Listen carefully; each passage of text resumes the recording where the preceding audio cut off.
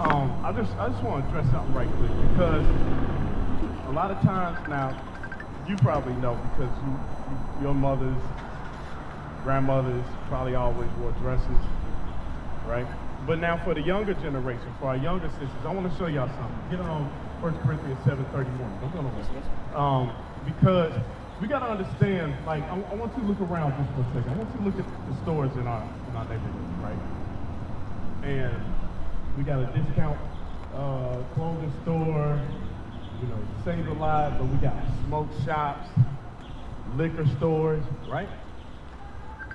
This is by design, okay? Because when we sin, when we're in the midst of sin, guess what happens to us? We remain on the bottom of society. Right. Have you ever been taught that in church? The connection between our condition and sin, any of you ever been taught that? The connection between why we're living like we are and sin? What they teach you? I mean, the wages of sin is death. Well, the wages of sin is that. But what's the connection about how we live right now compared to all the other nations of people and our sin? Has anybody ever taught you that or connect the dots on that? Probably here and there. It's hard to explain, I think. Okay, I'm gonna make it easy. Okay, how about that? I'm gonna make it real easy for you. Read this. 1 Corinthians chapter 7 and verse 31. And they that use the world and not abusing it, for the fashion of this world hath... Hold on. The fashion. Okay, so we're dealing with fashion. The fashion what? Of this world passeth away. The fashions of this world are going to pass away. Okay? Now, who created beauty? Because we've got nail salons, we've got hair stores, and on the hair stores, what do we see on the mirrors or the windows of the hair stores? Black people, black women, and they look like what? European women. Bring it out. You never notice, like, you see that all of the hair is straight, right? And different colors and all of that, right? You familiar with that? I see some hair store braids and cornrows. Yeah, but primarily what's pushed on our women in the beauty supply stores and the magazines, the billboards. Right. What's pushed on our women? Yeah, more European. A European style, right? Right. All right, so I want to read to you what beauty really is, where it came from, all right? All right. Wisdom of Solomon chapter 13 and verse 3. You've heard of Solomon before, right? Solomon was an Israelite, okay, from the tribe of Judah. Right. So if Solomon was walking the earth today, they would call him a so-called African American, okay? It's very important to know because when we teach the Bible, we have to teach the Bible in the truth that we've never received it in church. Right. You understand? Because then we can connect the dots of our condition and what sin has done to keep us in our condition. Right. Am I making sense so far? Okay. All right. Wisdom of Solomon chapter 13 and verse 3.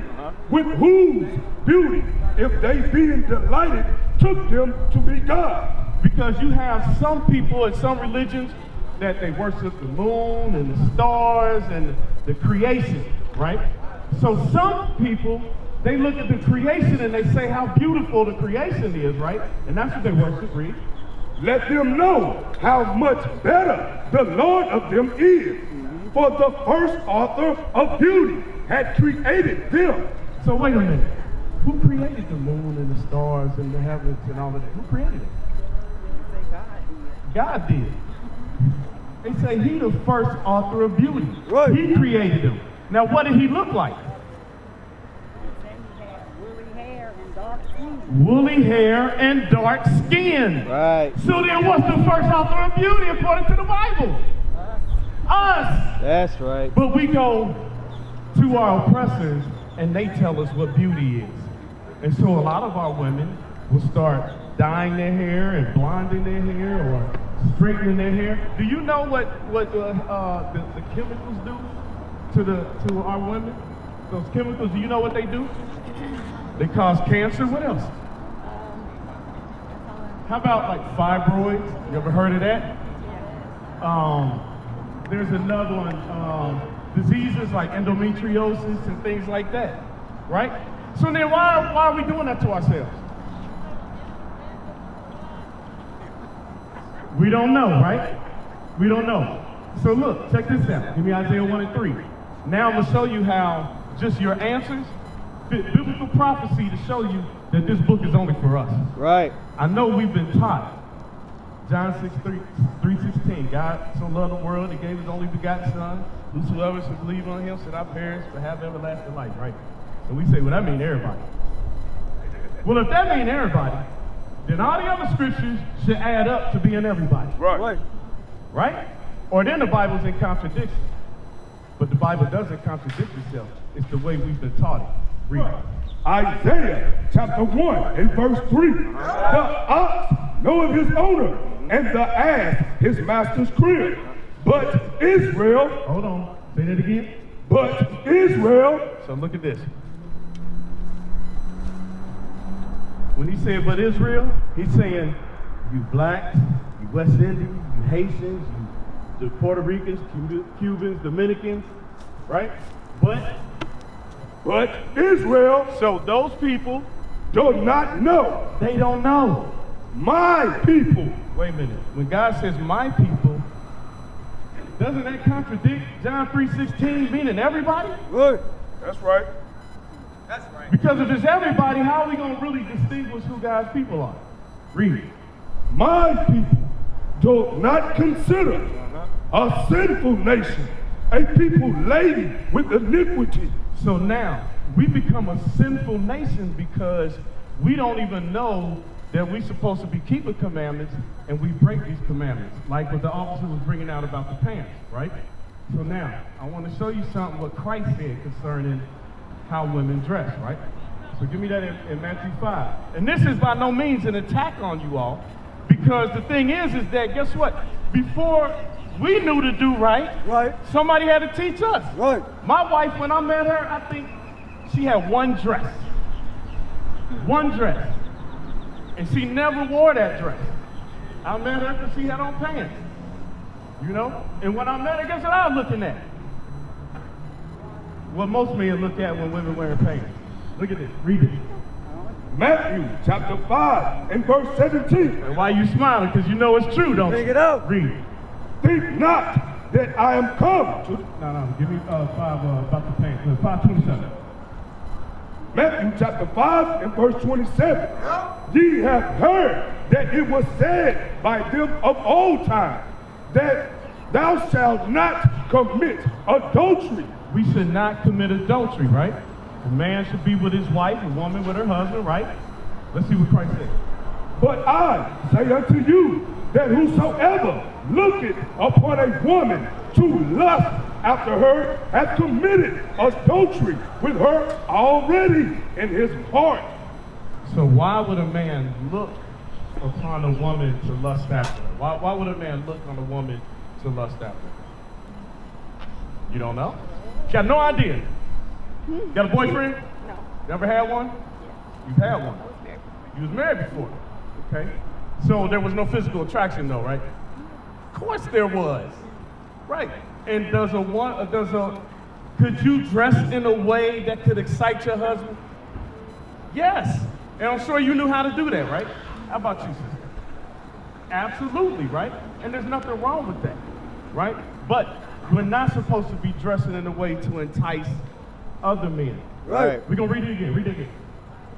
Matthew chapter 5 and verse 28.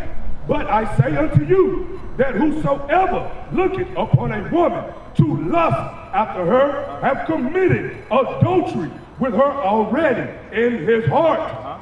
And if thy right eye offend thee. Did you read 27 and 28? No, sir. I read 27. Verse 27. Ye have heard that it was said by them of old time, thou shalt not commit adultery. Okay. But I say unto you that whosoever looketh upon a woman to lust after her hath committed adultery with her already in his heart. So guess what? If you married, and you walking down the street with your husband, and some woman is wearing something that's revealing everything. You know what I'm saying. I don't have to. Right. And then you get mad at your husband if naturally he's drawn to look at it. Bring it out. Right. So then what do the other women think about their fellow sisters in the community? They don't care. They don't care. Right? You ever heard the term love your neighbor as yourself? If you love your neighbor as yourself, then you will do what? Not allow them to be in the midst of sin. You understand? So now, let me show you what sin does. Give me that in Jude 5 right quick, and I'm gonna give it back to the officers. I want to show you now, I want to connect the dots of sin and the condition we in. Does this make sense so far what I'm showing you? I hear you. It don't make sense? No, I'm understanding what you're saying. Okay. Well, what we read now, though? I don't know what you're reading. This is the Holy Bible. Okay. The King James Version Holy Bible. Okay. And we reading the word, we just read the words of Christ. Okay. He's the one said, if you look upon a woman in lust, you committed adultery. Read what you got. Jude chapter 5 and verse 20. Now therefore, my Lord and Governor, if there be any error in his people, and they sin against their God, let us consider that this shall be their ruin. So wait a minute. If a people is ruined, what does that mean? They'll be destroyed. So are destroyed people on the top or on the bottom? Bring it out. They're on the bottom. So what is it? Sin brings us to destruction. That's right. On the bottom. All right? That was easy to understand, right? Hosea 4 and 6. Come on back up.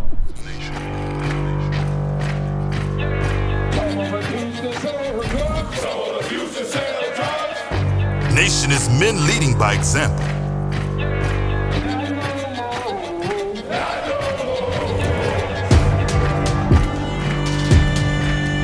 Nation is family.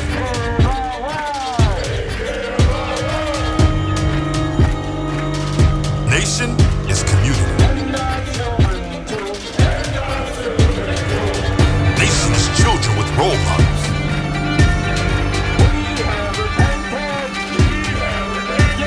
Nation is unity.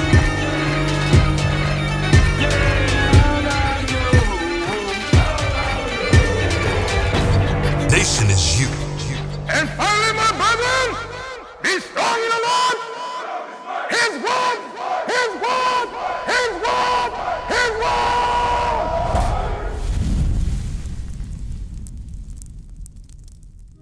So it is you must always have your mind thinking forwardly. That's why the scripture saying what it's saying. Read it again, Captain. Where there is no vision, If you don't have the vision to think beyond where you are, the people perish. you will perish. You understand? So we must continue to move.